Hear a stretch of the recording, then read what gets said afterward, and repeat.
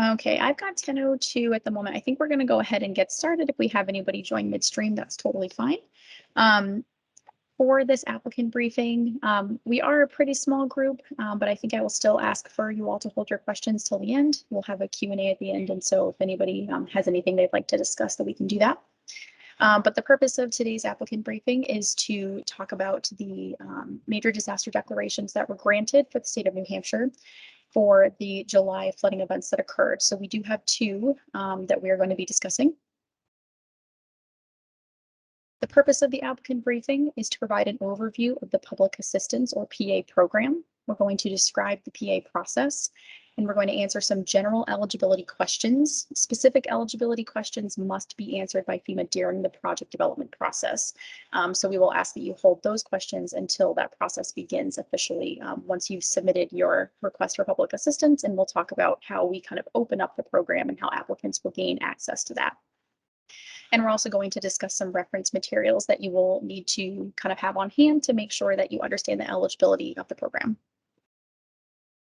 So just a quick rundown of our agenda. We're going to discuss the two major disaster declarations that have been granted. I'm going to provide an explanation of the public assistance program, talk about the different elements of eligibility, talk about how to apply, discuss some project considerations, next steps for applicants, and then we'll close out with a Q&A.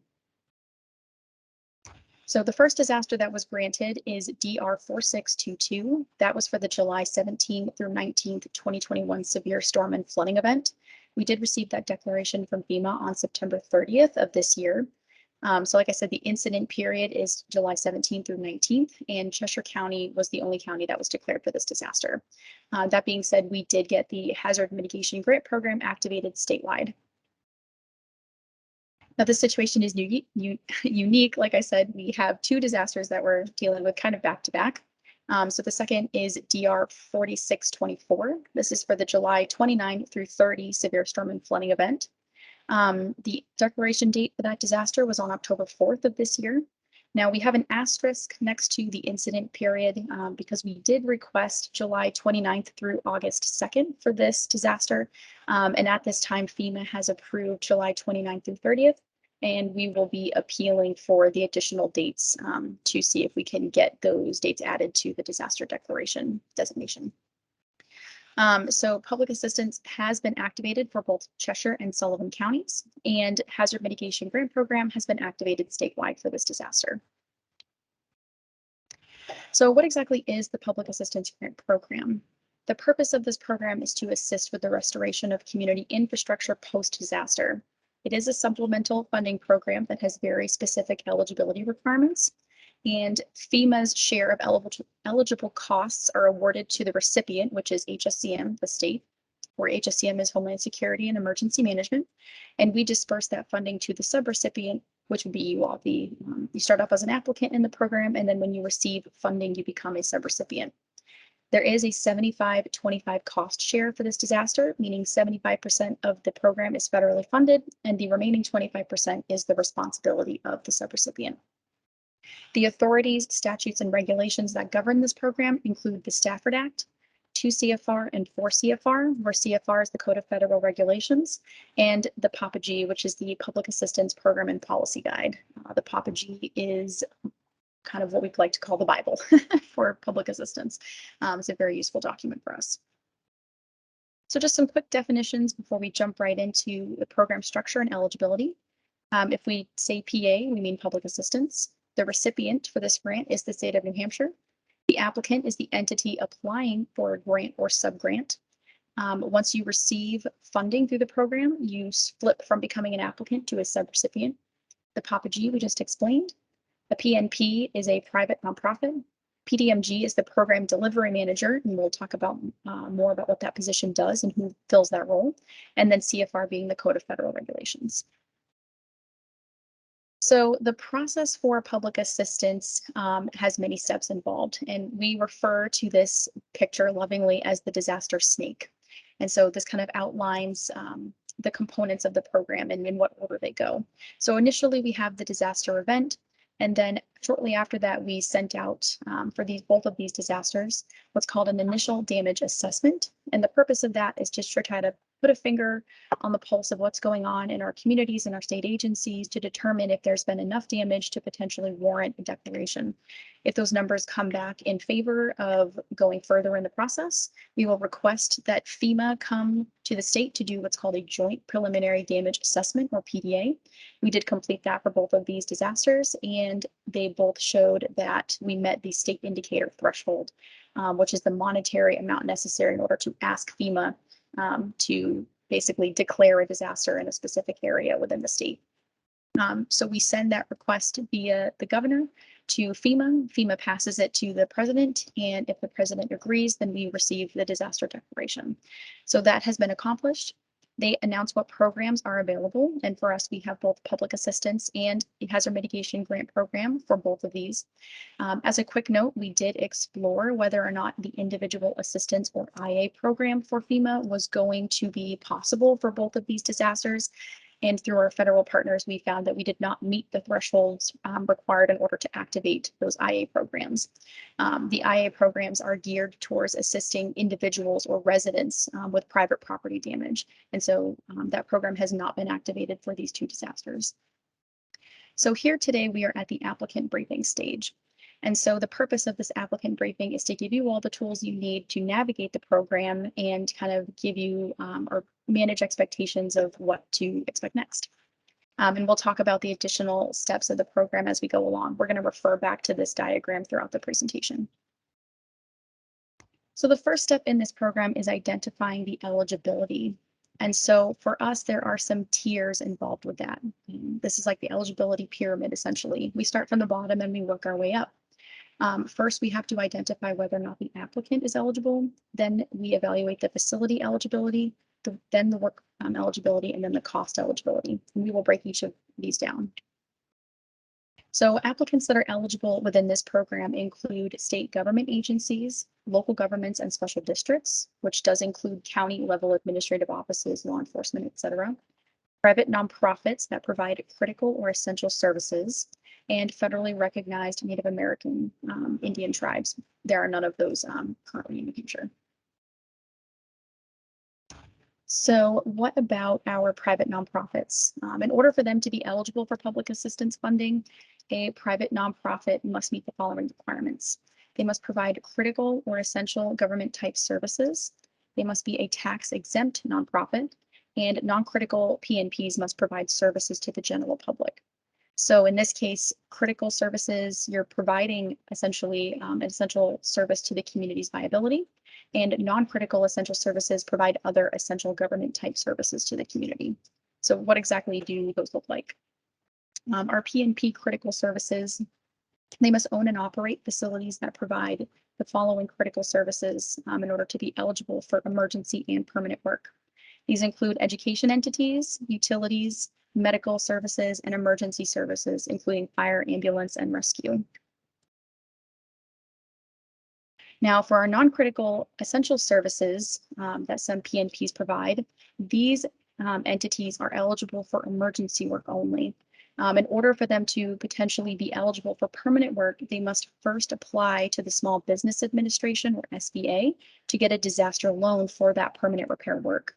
If the PNP is denied an SBA loan, then FEMA may fund the repairs for entities such as assisted living facilities, community centers, houses of worship, libraries, homeless shelters, food assistance programs, rehabilitation facilities, senior citizen and childcare centers, and other facilities that provide health and safety services of a governmental nature and are open to the general public.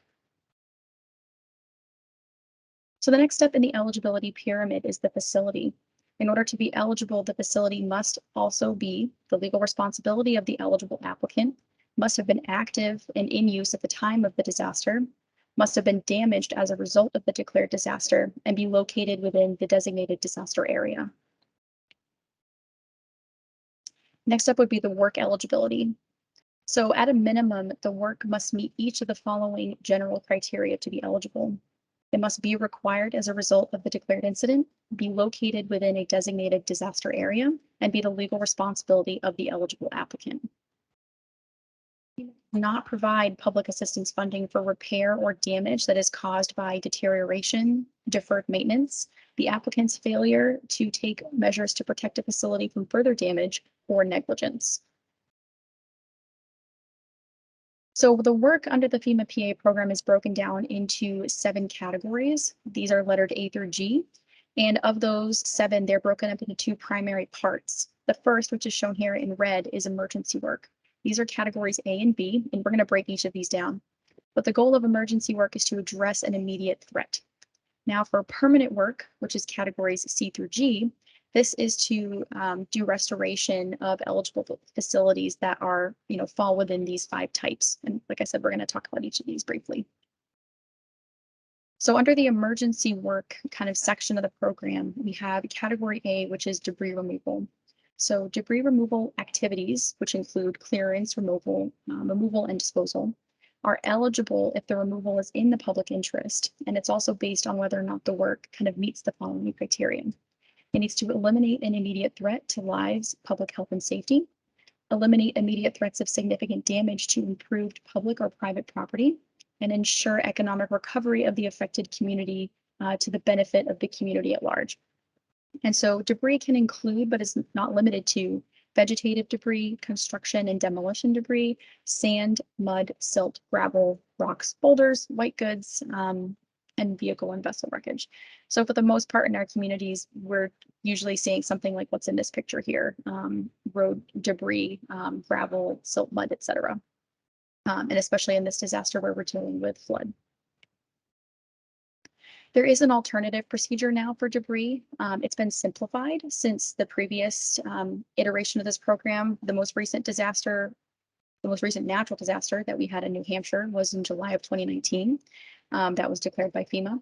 And since then, the alternative procedures for debris, like I said, have been simplified. So in the past, applicants were only able to get overtime and comp time for force account labor claimed when they were doing debris removal work.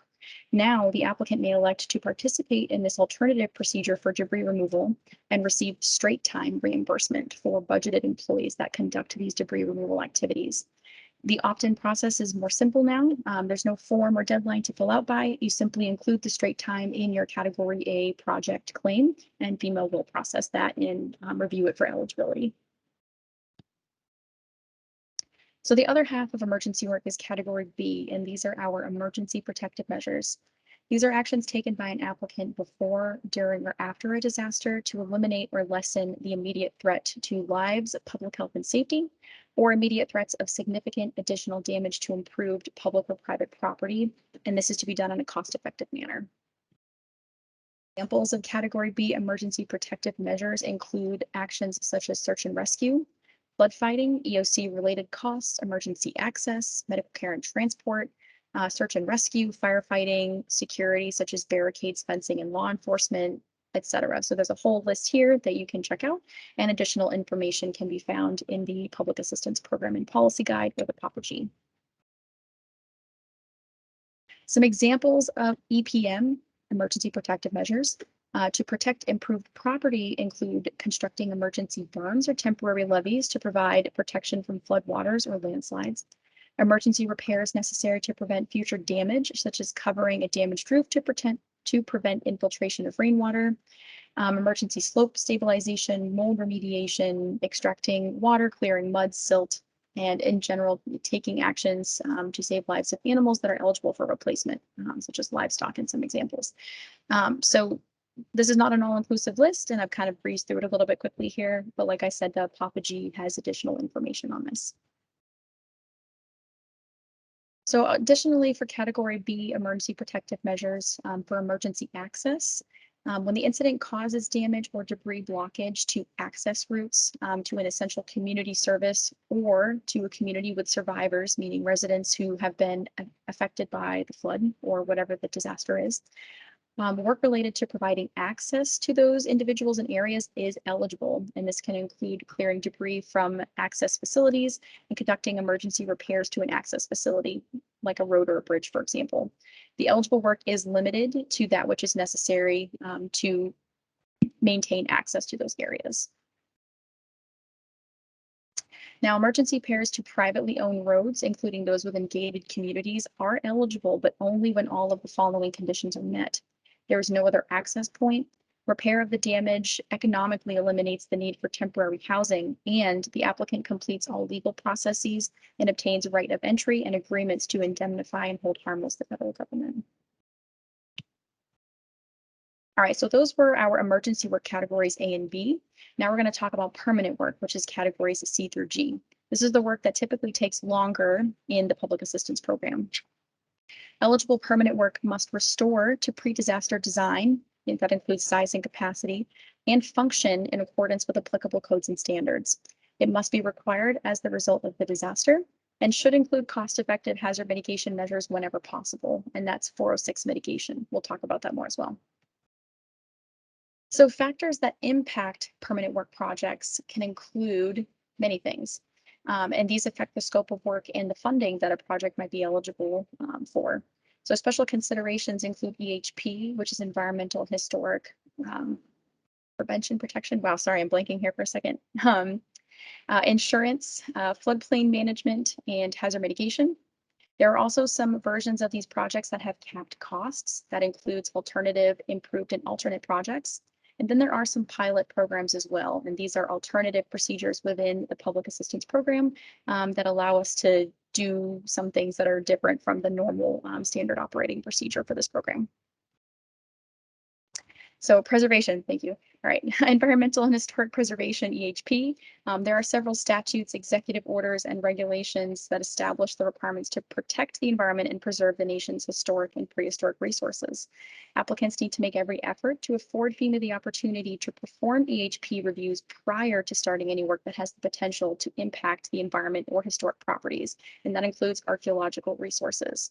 If the applicant starts work prior to FEMA's completion of the EHP review, it can jeopardize PA funding for the entire project. So it's very important that we try to address these issues prior to work beginning on the ground. FEMA may be required to consult with federal, state, territory, and tribal government resource agencies prior to the applicant beginning work. This can include the U.S. Forest Service, the Army Corps, the SHPO, which is the State Hazard or State Historic Preservation Officer, DES, so Environmental Services, etc.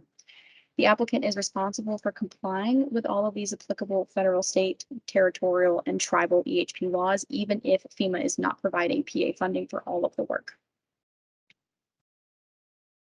So insurance proceeds may be something that occurs with elements of the work being completed post-disaster. So actual and anticipated insurance proceeds will be deducted from the eligible project cost for facilities that are insured. Applicants that receive PA funding for permanent work to replace, repair, reconstruct, or construct a facility must obtain and maintain insurance to protect the facility against future loss. If the applicant does not maintain the required insurance from a previous disaster, then the facility is ineligible for public assistance funding in a subsequent disaster. This is the obtain and maintain requirement of public assistance funding. And that is regardless of the hazard that caused the damage. So it's very important that that requirement is met in order to ensure eligibility in future disasters. For flood damaged facilities located within a special flood hazard area that are not covered by flood insurance, federal assistance will be reduced to the maximum or reduced by the maximum flood insurance proceeds that would have been payable had the facility been insured. So for floodplain management, any project that is within or affecting the floodplain must be reviewed to ensure that it meets the requirements of the executive orders on floodplain management and the protection of wetlands. So there are two primary types of hazard mitigation, and we're just going to talk about these very briefly. The first of which is called 406 mitigation. This is the mitigation program that is kind of operated under the public assistance program. This is managed by the HSCM public assistance staff, and this is the mitigation of incident caused damage. So funding is only available to disaster damaged facilities, and the mitigation is actually scoped directly into the public assistance project. The other side of the house when it comes to funding is 404 mitigation. This is HMGP, or the Hazard Mitigation Grant Program mitigation. This is managed by the HSCM SHMO, the State Hazard Mitigation Officer. This is a multi-hazard statewide mitigation funding source. It's available for non-damaged and damaged facilities, so technically facilities that were not damaged in these specific disasters can apply for funding. And the funding stream for this is separate from the PA funding. And what it is an additional 15% on top of the disaster. So you take the total disaster cost, multiply that by 0.15, and that amount gets obligated separately to fund the 404 HMGP mitigation program. This is a funding stream that is competitive statewide. So some examples of these, PA hazard mitigation, which is 406 mitigation. These are, like I said, cost-effective measures to reduce and eliminate potential for a similar damage to a facility from a future event of the same type. So this is folded into the public assistance project. And a great example of this was actually the Loon Mountain Bridge replacement. The Loon Mountain Bridge was destroyed essentially in Irene of 2011. That tropical cyclone, and the replacement of that bridge was funded through 406 mitigation directly through the PA program. Now for PA hazard mitigation, it has to be cost effective, and in order to be deemed cost effective, it has to fall under one of these three cost effective evaluation methods. The first is called the 15% rule. So this is the basically, this is saying that the cost of the mitigation measure does not exceed 15% of the total eligible repair cost of the facility for which the mitigation applies. The other way we can do this is called the 100% rule under the PAPG Appendix J. Essentially, Appendix J is cost-effective public assistance hazard mitigation measures, and there are a list of mitigation measures in that appendix of the PAPG that have been deemed cost-effective. It's a fairly short list, so not everything is included there, but the benefit of picking the mitigation measure that is included within Appendix J is that you can have 100% of, let me reword that, the cost of the mitigation measure cannot exceed 100% of the eligible repair cost. So it gives you a little bit more leeway when it comes to funding for these specific types of facilities. If you are unable to meet the 15% or 100% rule, then you can move on to a benefit cost analysis or BCA. Essentially, you are going to demonstrate through an acceptable benefit cost analysis methodology that the measure is cost effective. And so what exactly is a BCA?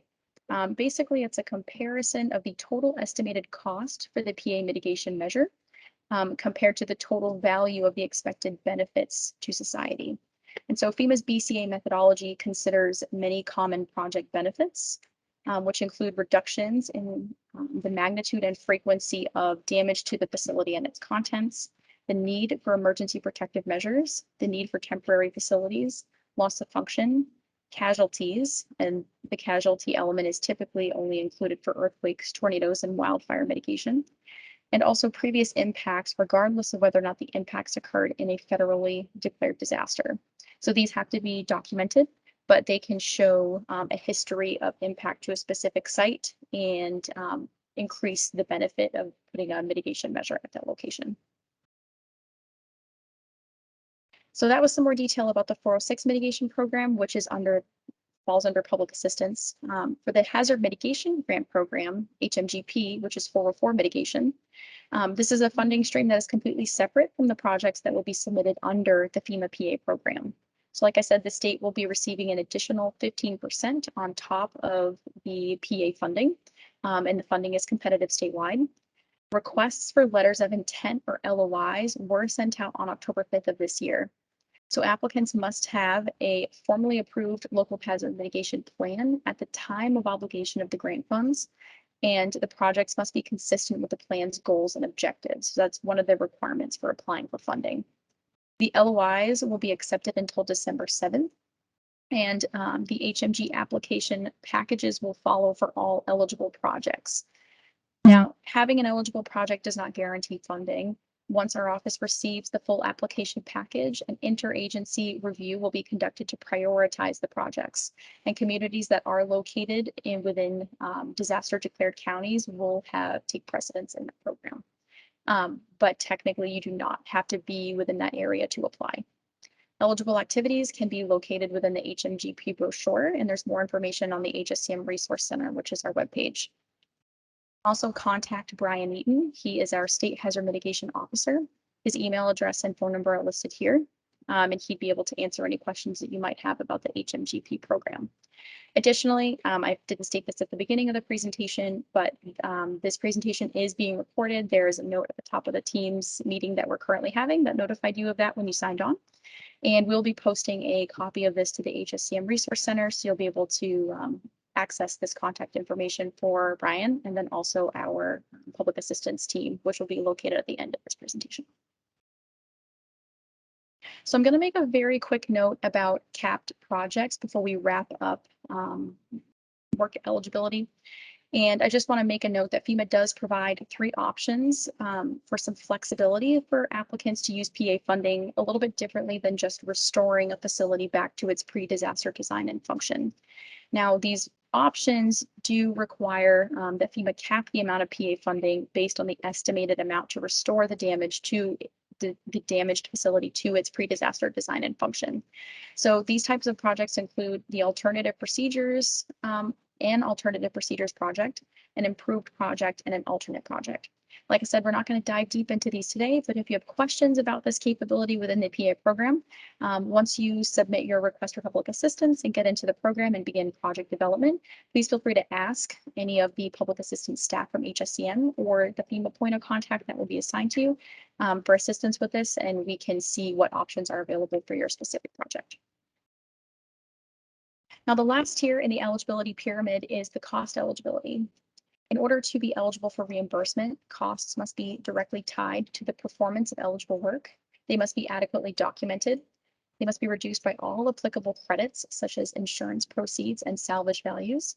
They must be authorized and not prohibited under federal, state, territorial, or local government laws or regulations, must be consistent with the applicant's internal policies and regulations, and must be necessary and reasonable to accomplish the work properly and effectively. So reasonable costs. A cost is considered reasonable if, and in its nature and amount, it does not exceed that which would be incurred by a prudent person under the circumstances prevailing at the time the applicant makes the decision to incur the cost. Now, we include this language because this is something that FEMA does use when they are trying to determine whether or not something is reasonable.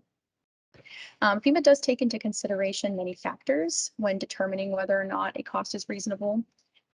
So they'll take into consideration, for example, if it's comparable to current market price for similar goods or services in the same geographical area, and they will base that review on historical documentation. So if you had previous contracts, invoices, or other documentation, what the average costs are in the area. We know that, for example, construction materials in New England cost different or are different costs than California, for example. And then they'll also use published unit costs from the national cost estimating databases. Now, the next few slides are probably the most important thing that we are going to talk about today, and that is procurement.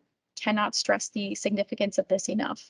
All applicants must comply with the federal procurement standards in 2 CFR Section 200.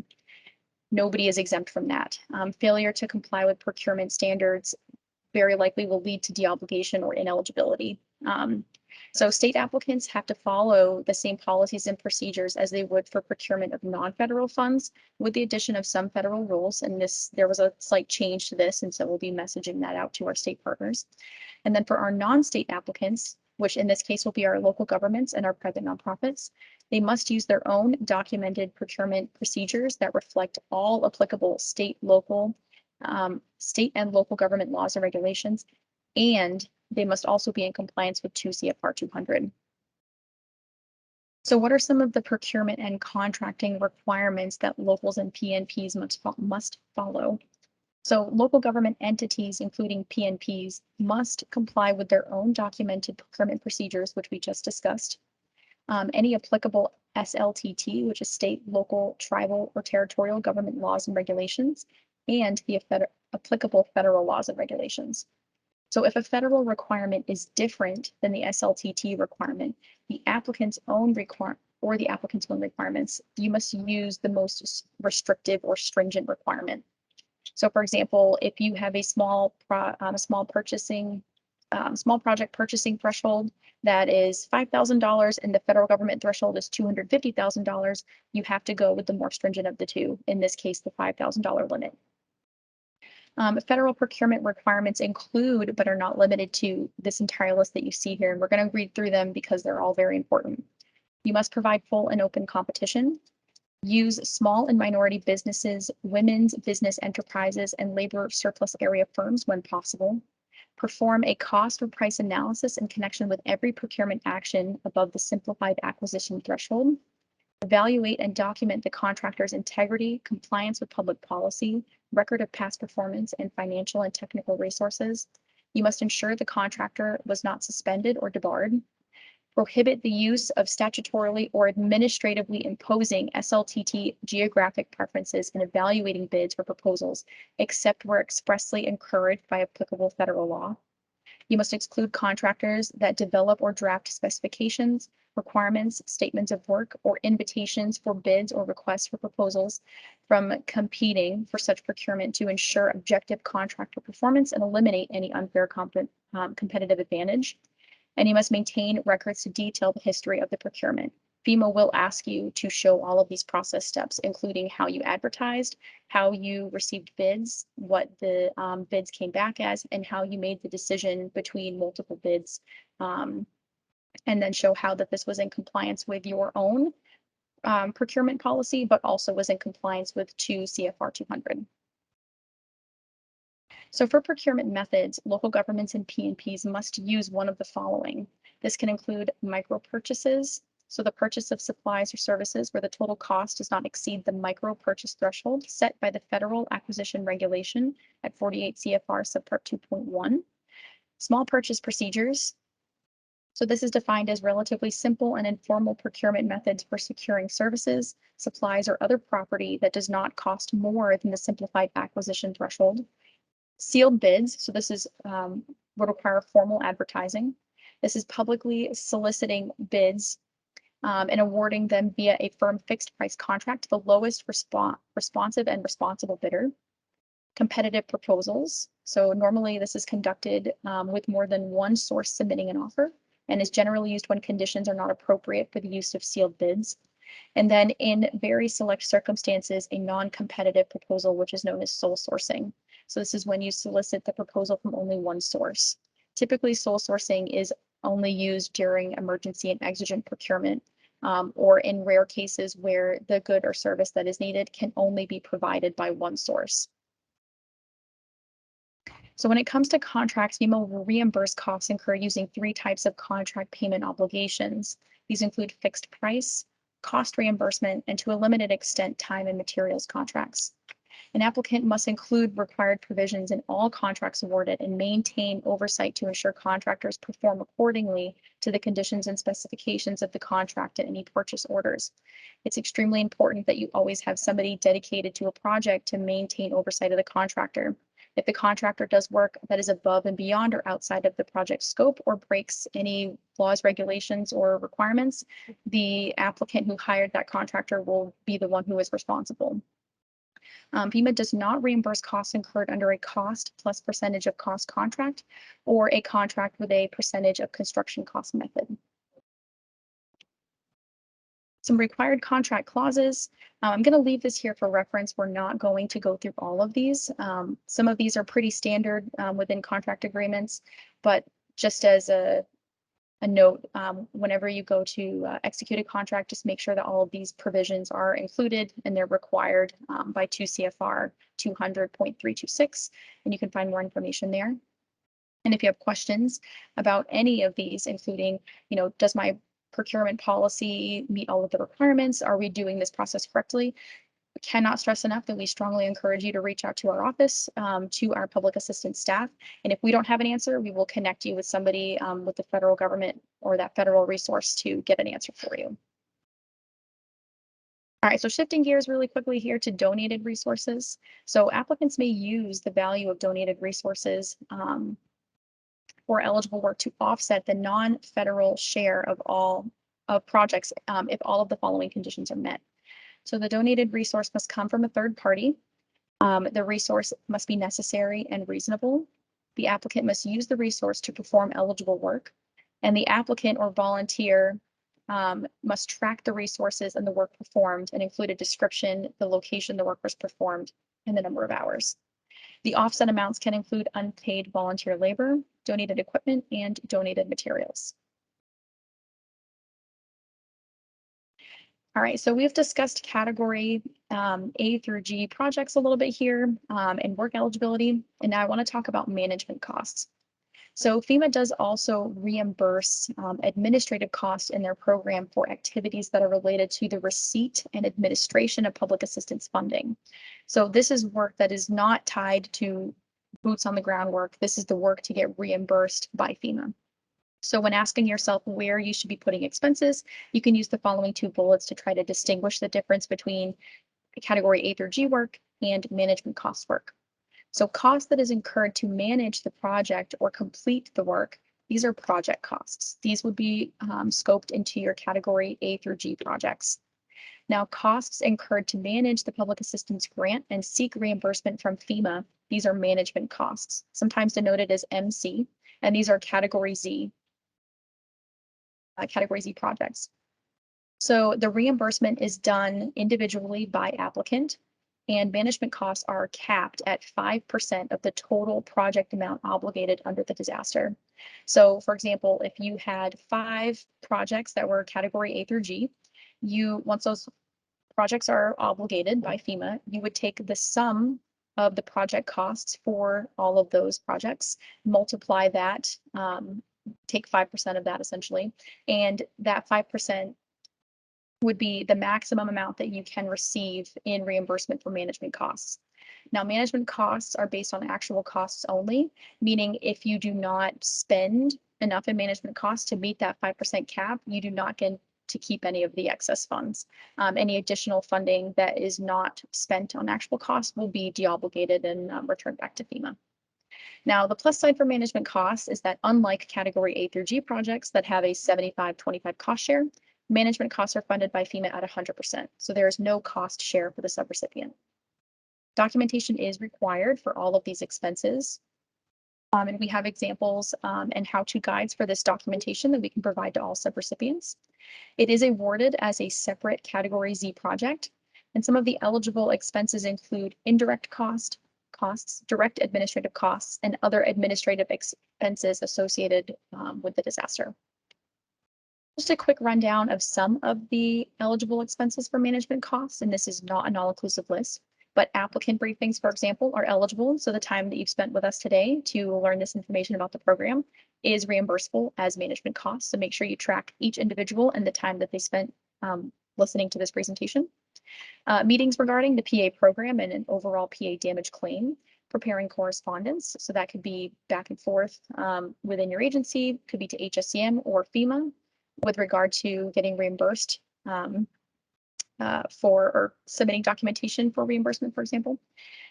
Collecting, copying, filing, and submitting documentation to support a claim. Developing the detailed damage description, organizing PA damage into logical groups, preparing and reviewing PWs or project worksheets, preparing small and large projects, requesting disbursement of PA funds, travel expenses, and training. Like I said, not an all-inclusive list, but it's very important that you track all of your time and expenses that you spend on the management of the grant, because the Category Z project is the very last one to be awarded. So you have to track all of this from the very start, and then at the end, we'll have you submit your documentation, and we'll go ahead and submit it to get reimbursed for that very last Category Z project. Okay, so back to our disaster snake here. We're at this applicant briefing stage, like I said, and we've just now discussed all of the elements of eligibility within the program. Now, the next step is to submit a request for public assistance. Now, this does have a deadline. The request for public assistance must be submitted to HSCM by the following dates for these two disasters. So for 4622, which is our July 17th through 19th flood event, the RPA is due to HSCM by October 26th. For the DR 4624, which is our July 29 through 30 event currently, November 1st is the deadline. And so this provides us a little bit of time to process this documentation. The form itself takes less than 5 minutes to complete. You must submit a form for each disaster. So if you are applying under both disasters, you have to do one form for each. And essentially all this form says is, yes, we would like to participate in this program and we would like more information. So there are a few ways that you can complete this. If you already have access in the FEMA grants portal, then you can go ahead and log in and you will be prompted at the top of your dashboard on the homepage saying, hey, there's a disaster that is available to you to apply for. If you click on that link, it will walk you through the steps of completing the RPA. Additionally, we have a WordPress form hosted on our HSCM Resource Center that you can complete in order to submit your RPA. And then we also have a hard copy form that can be downloaded and can be printed out and filled out by hand, scanned and returned via email, or downloaded, completed in a PDF editor, and then email that back to us as well. We'll accept it in any form. If we have questions, we'll reach back out to you, but try to get them in by this deadline if possible.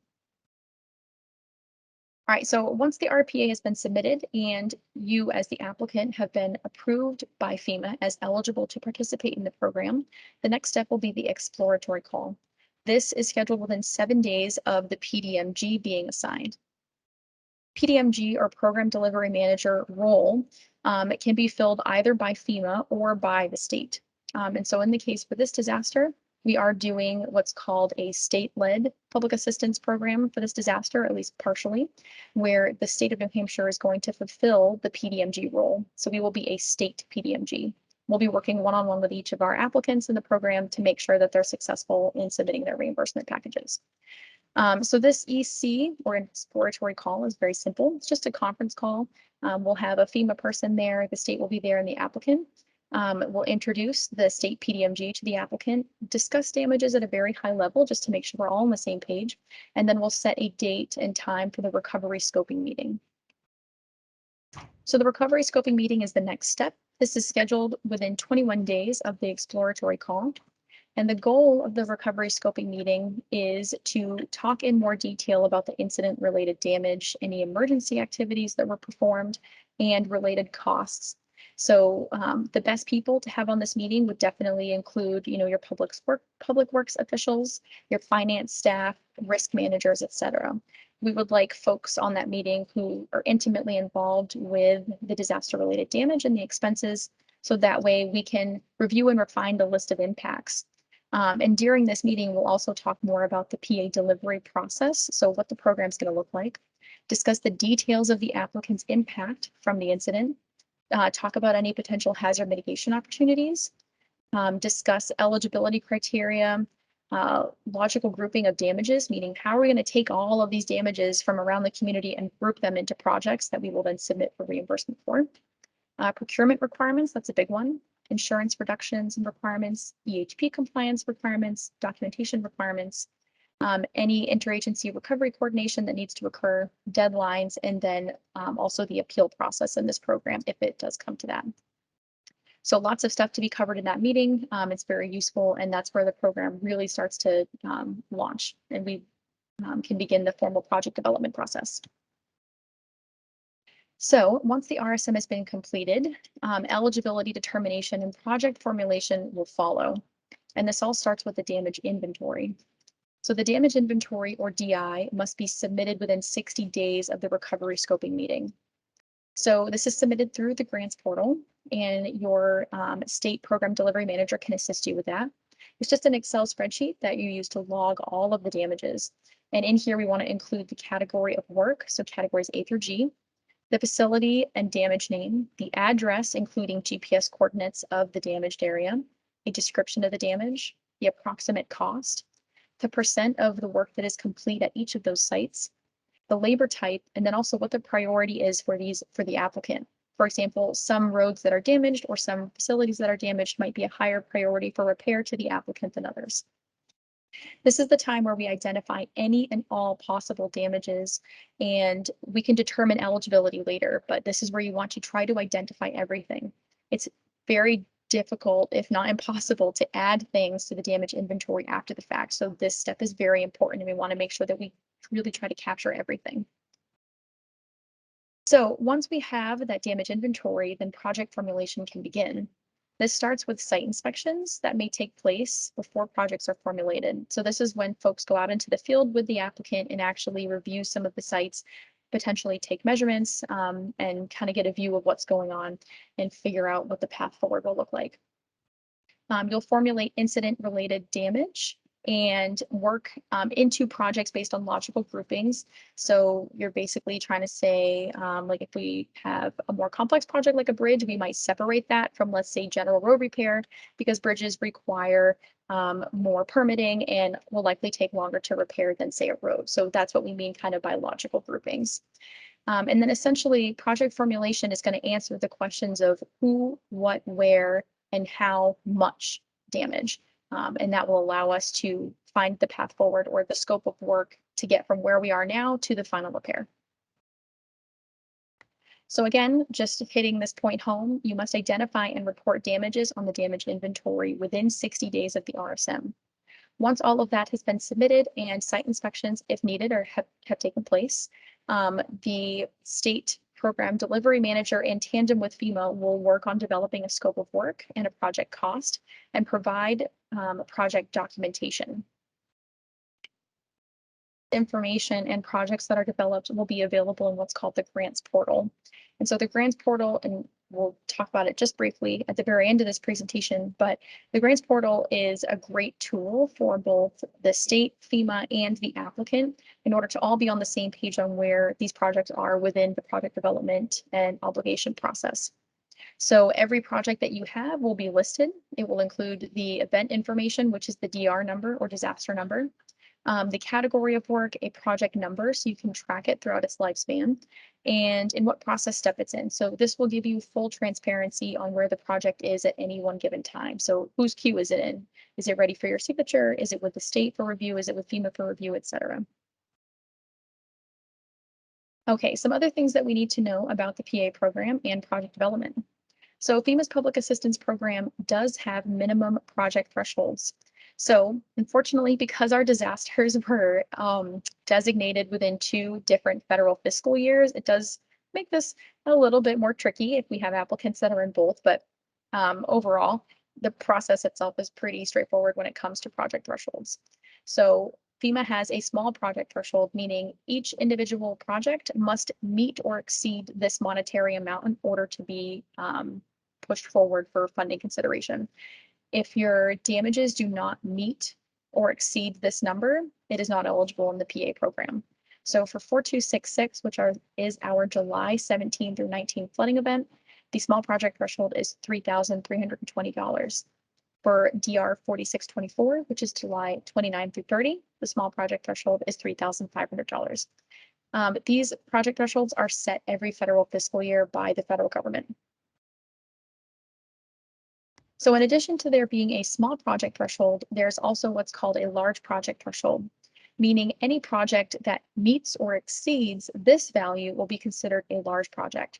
So the large project threshold for 4622 is $132,800, and for 4624 is $139,800. So like I said, anything that meets or exceeds these values is considered a large project. And we'll talk about the differences between the two in just a second here. And all of this is based on the final approved amount of eligible costs. So at this point, you'd be looking at things that have been reviewed by FEMA for eligibility and have been deemed eligible in the program to move forward. So what is the difference between small and large projects? So for a small project, the state actually makes the payment for the project at the time of obligation.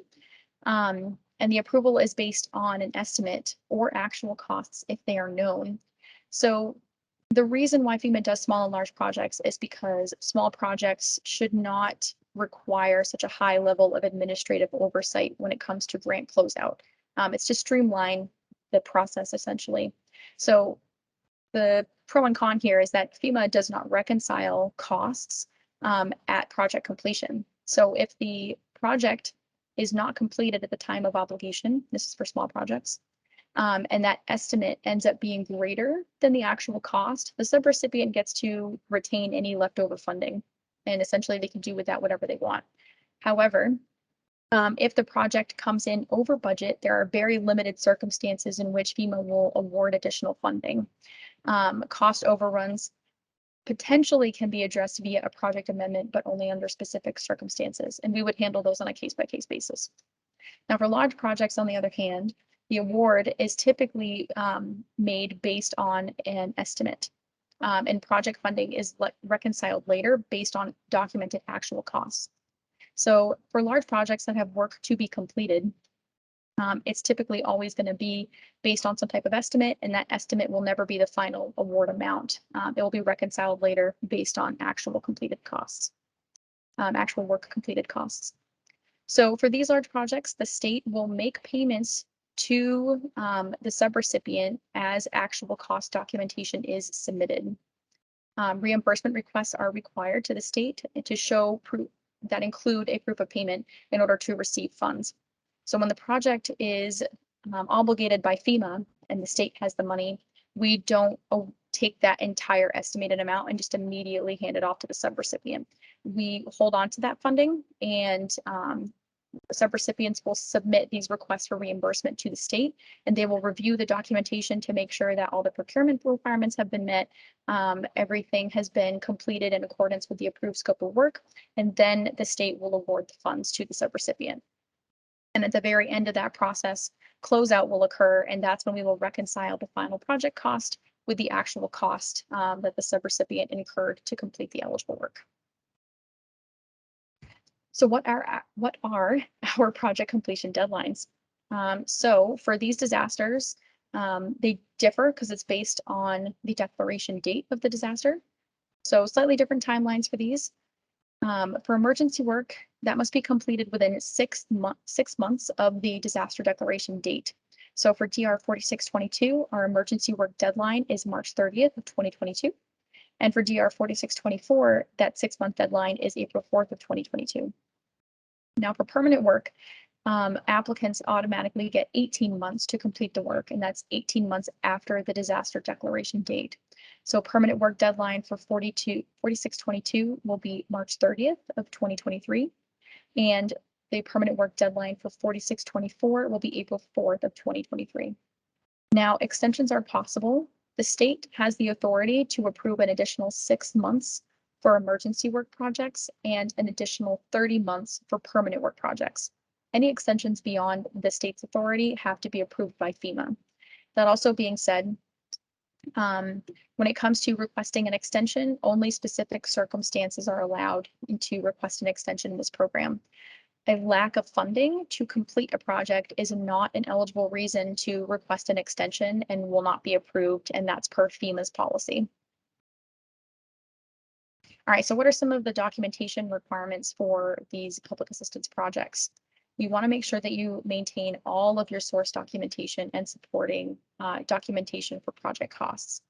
It's going to be required at the end of the day in order to do closeout. Additionally, FEMA can choose, or anyone can choose, to audit these projects at a later date. So it's very important that we maintain all of the documentation to support costs. The recipient and the applicant must keep all of the financial and program documentation for a period of 3 years after the date that the entire disaster is closed out with FEMA.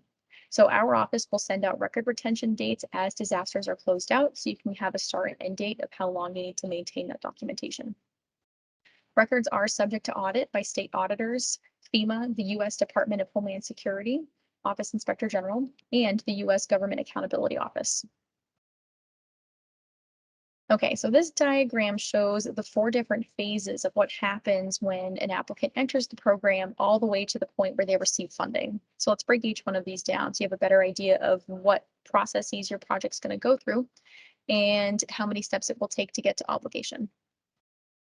So phase 1 is the operational planning phase. A lot of this stuff we've actually already gone through. We had our disaster, we submitted our IDA costs, we did our PDAs, the PDAs were verified, the state submitted a disaster declaration request, which was granted, and now we are currently conducting applicant briefings. The next step, as we said, is to submit the RPA.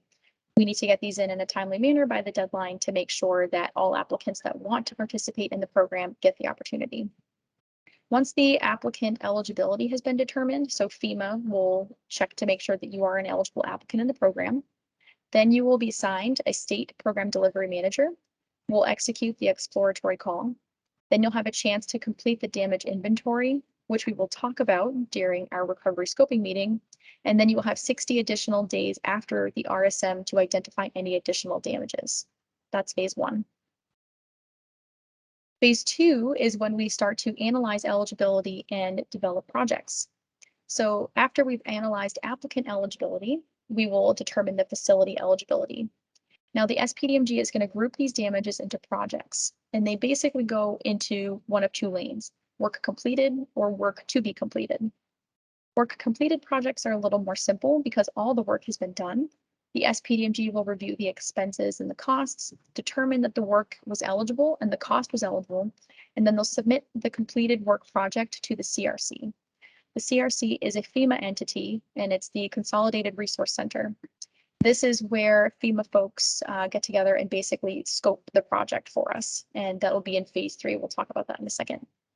The other lane is for work to be completed. So this requires a little bit more work, potentially a site inspection, and something called the DDD, dimension, damage description dimensions. Oh, sorry, my brain's failing me this morning. And using that, we will be able to determine work eligibility. The applicant will sign the DDD, a scope of work and costs will be developed, and we will submit that to the CRC for review. The CRC, just so for situational awareness, there are a few of them located nationally, so they are centralized. We don't have one in every state or even one in every region. So they are filling out and completing scopes of work and cost reviews for projects all over the United States. And these are specialists like engineers, et cetera, who have a little bit more information than, let's say, the state program delivery managers. They're trained in order to review for eligibility and cost. Now, phase three, which is the scoping and costing portion, this lives with the CRC and other FEMA review queues. So the CRC will validate and develop a scope of work and cost. It'll go through a verification and a Q&A process. Then it will be evaluated for insurance, then mitigation, if we've opted into adding mitigation to this process, and then EHP evaluation. From there, it will go to we'll go to phase four, which is the final PDMG review. Then the state will review it. And after that, the applicant will review and sign off on the project. This is the final step before obligation occurs. Once the funds have been obligated, the state has some steps that they have to take, and the applicant will complete some grant paperwork, and that's how we get the funding over to the now subrecipient once they've received that money. At the end of the day, when all of these projects have been completed, you will undergo what's called a recovery transition meeting, or RTM, and that is the last meeting that you will have with FEMA to officially close out the disaster for your entity. And then the state will go through grant closeout processes to close out all of your projects and eventually close out the disaster as a whole. So as you can imagine, all of those many steps and phases do take some time. Oftentimes we get asked, how long does it take for a project to go from the start of the process to the end? And the answer is that it varies depending on how complex the project is, how busy the CRC is, nationally, how many disasters there are, et cetera. There's a lot of factors involved. In some cases, we have the ability to provide expedited funding. So FEMA may provide expedited funding for PA emergency work activities that meet or exceed the large project threshold. FEMA will use estimated costs instead of actual costs or site inspections in order to make the process move more quickly. The funding is limited. It's limited in that it's only for a defined operational period, 30, 60, or 90 days. It's awarded at 50% of the estimated cost. And of that 50%, the federal government will award it at the disaster cost share. So 75% federal, the other 25% will be the responsibility of the subrecipient. So this kind of breaks down how that process would work to apply for expedited funding. If we have an applicant who is interested in that process, please reach out to us here at the state in the Public Assistance Program, and we can discuss that option with you. All right, so a quick note on the PA grants portal. We talked about this a little bit already, but all subrecipients, all applicants will get access to the grants portal once they've been approved to participate in the program. So this is after you submit your RPA. It was developed to assist applicants and recipients have better visibility and transparency within the projects. It definitely is meant to enhance the coordination and communication between the applicant, the state, and the federal government. It's supposed to streamline the work and provide a location where people can put documentation in order to improve the documentation collection and the retention of that documentation. You may receive emails at times from support@pagrants.fema.gov. That's normal. You can also sign up for project alerts within your profile, so that way you never miss when a project moves from one step to the next. Here's an example of what the applicant event profile might look like. It gives all kinds of relevant information, including what disaster you're working out of, the incident period, when it was declared, and what kind of process step you're in the disaster as a whole, and a whole bunch of other information like the total number of projects you have, how much money is working through the FEMA process, etc. And then you'll get details about each individual project as well. The state can provide training to applicants for the grants portal, and FEMA also has some great training materials for how to use the portal as well. All right, so some timelines and deadlines to keep in mind as we get to the end of our presentation here. Please remember that if you would like to apply for a public assistance award, you must submit an RPA or request for public assistance to FEMA through us at the state. So you submit your request to us within 30 days of the declared disaster. So for us at HSCM, we are requiring that RPAs be submitted to us by October 26th for DR 4622. Again, that's the July 17th and 19th event. That's Cheshire County. And for DR 4624, which is the July 29 through 30 event, that's Cheshire and Sullivan counties, we need those RPAs into us by November 1st. Once you have submitted your RPA, definitely make sure that you are working on identifying all of your damages and be prepared to speak about those with us and with FEMA. And you need to make sure that you submit all of those by no later than 60 days following the recovery scoping meeting. If you do not submit the damage by that deadline, it might be impossible to include it in a project later. And then lastly, just a quick note about appeals. Any determination of ineligibility related to this federal assistance may be appealed. So a determination of ineligibility essentially means FEMA has said, we don't think that this is allowed within our program. You can submit an appeal to the state, i.e. the recipient, within 60 days of receiving notice that you've been denied funding. No extensions are permitted for this deadline. So if in the rare event that you do get a determination of ineligibility on a project, the state will work with you one-on-one in order to help you create an appeal package if you choose to. And we'll make sure that you're well aware of the deadline in advance so that way you don't miss it. All right, so wrapping up here, I've got some contact info for myself. I probably should have introduced myself at the beginning of this presentation. My apologies. My name is Vanessa Rango. I'm the Assistant Chief of Recovery at HSCM. My contact information is located here. And then Jamie Easterbrooks, who is our Public Assistance Coordinator for both of these new disasters. His contact information is here as well. He will be leading the recovery effort in tandem with myself for these new disasters. And we have a whole team of PA staff here as well that are ready and excited to get these projects started. So with that, I'm going to leave the contact information up, but if anybody has any questions at this time, you can feel free to turn on your camera or unmute and go ahead and ask them. And I will also keep an eye on the chat in case somebody would like to type something in there.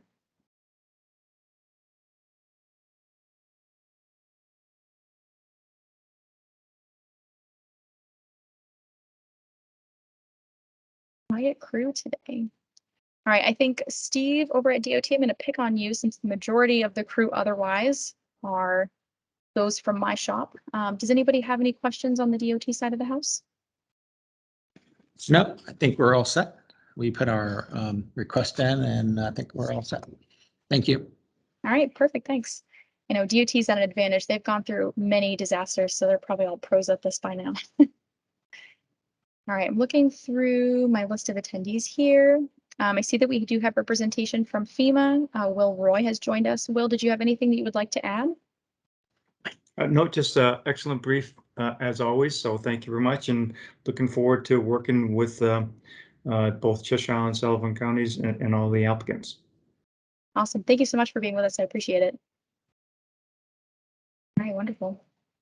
All right, so unless anybody from my shop would like to add anything, I know that we have Chief Fallon Reed, who is with us, and then also Director Harper. Anything to add before we close out the briefing for today?